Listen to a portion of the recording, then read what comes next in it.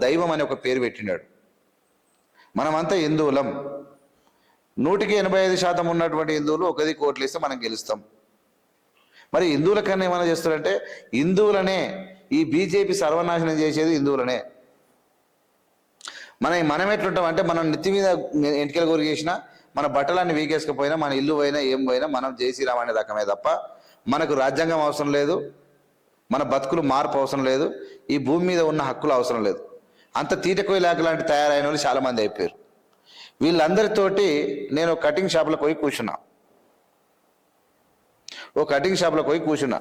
కూర్చున్నాక మాట్లాడుతుంటే, ఏ బాబు ఏం చేస్తున్నావు, ఏం కథ అంటే, ఏం లేదు సార్, తొందర చేసుకోండి, నాకు అటు నెత్తికి అడగాలని నేను ఫంక్షన్కి వదిలేదు, మా ఫ్రెండ్స్ అంతా ఏదో ఒకటి దేవుని పేరు ఎందుకు ఆ దేవుని నిలబెట్టిర్రు, ఆ దేవుని మొత్తం ర్యాలీ తీయాలి. ఎందుకంటే వాడు ఏమంటాడు, మంగళి కులం సంబంధించిన ఏమంటాడు, మేము అది తీయాలి, లేకపోతే మానమాదిగోళ్ళు అంబేద్కర్ అంటారు. వాడే అంటున్నాడు మేమంతా ఈ గణపతులు ఈ ఆంజనేయులు అని భక్తులు అన్ని తీసుకొని ఎగరాలి, మేము కూడా వాళ్ళకు దెబ్బ తీయాలి అని చెప్తున్నాడు వాడు. నేను చూడడానికి జర అది ఉంటే ఇదే దళితులు, నేను ఒక జర మంచి కాలనీలో ఉంటా, ఆ కాలనీలో ప్రజలు ఎవరు దళితులు ఉండరు అక్కడ. వాళ్ళు ఏమనుకున్నాడంటే నన్ను అట్లా ఎక్స్పెక్ట్ చేసి ఆ దళితులు అంబేద్కర్ అంటూ ఉండరు, మేము ఈ జై శ్రీరాము ఇలాంటివి తీయాలి అంటే వాడు ఎంత చదువుకున్నాడు ఏం కథ అంటే, ఎలాంటి ప్రలోభాలకు యువతను వీళ్ళు ఈ బీజేపీ తోస్తుంది అంటే, దోసుకున్న డబ్బంతా యువతను మొత్తాన్ని జై శ్రీరామ నినాదాలతోటి, అనేక పండుగలతోటి, బర్త్డేలతోటి ఏదో ఒక రకంగా బీజేపీ దగ్గరికి మార్చుకునేటువంటి ప్రయత్నంలో దానికోసం ఏమైనా చేస్తాడు యువతను మార్చేస్తూ ఉంది. అది పెద్ద కుట్ర.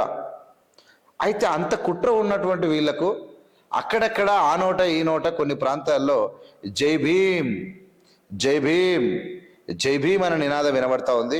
వాళ్ళ గుండెల్లో దయ్యం పట్టినవానికి దయ్యం విడిపిస్తాడు అసలు, దయ్యం పట్టినవానికి దయ్యం విడిపించుతోడు వచ్చేటువంటి శబ్దం, ఈ శబ్ద స్వరాలను వింటే నరేంద్ర మోడీ, అమిత్ షా గుండెల్లో వణుకు పుడుతుంది వాళ్ళకు.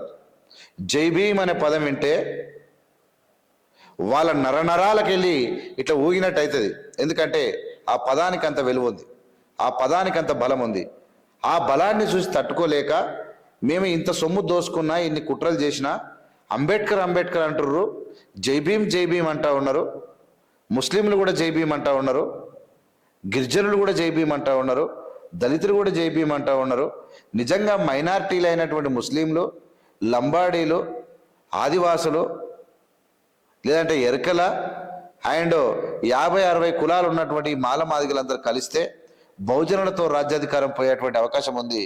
వీళ్ళు జై భీమ్ అనకూడదు అంటే అంబేద్కర్ మీద కాకుండా దైవ చింతనలోకి మళ్ళీ ఎన్నికేటువంటి ఒక దొంగ ప్లాన్ వేసినటువంటి ఈ బీజేపీ, అందులో ఈ సోయి తప్పి సొలిగినటువంటి అమిత్ షా బయట పెట్టిండు.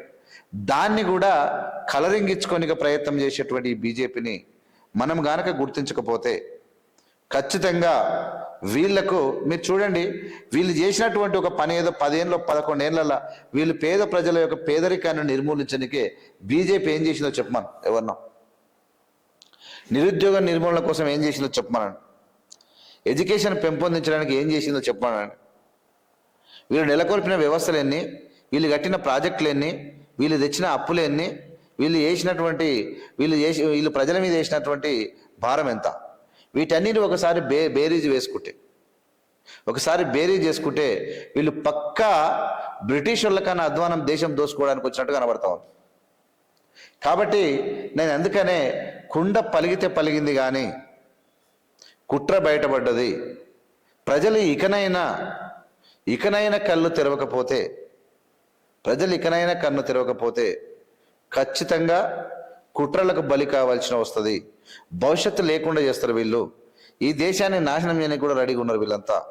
కాబట్టి ఈ మనువాదులను మీరు ఎట్టి పరిస్థితిలో జాగ్రత్తతో ఉండకపోతే, మనువాదులతో మీద మీరు జాగ్రత్తగా ఉండకపోతే అత్యంత ప్రమాదం పొంచి ఉన్నదన్న సంగతి మీరు గుర్తిరగాలని చెప్పి మీ అందరికీ నేను తెలియజేసుకుంటూ ఉన్నా.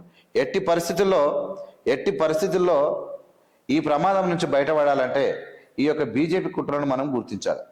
బీజేపీ కుట్రను మనం గుర్తించగలిగినప్పుడే మనం ఖచ్చితంగా ముందరకు పోతామని చెప్పి నేను తెలియజేసుకుంటా ఉన్నా.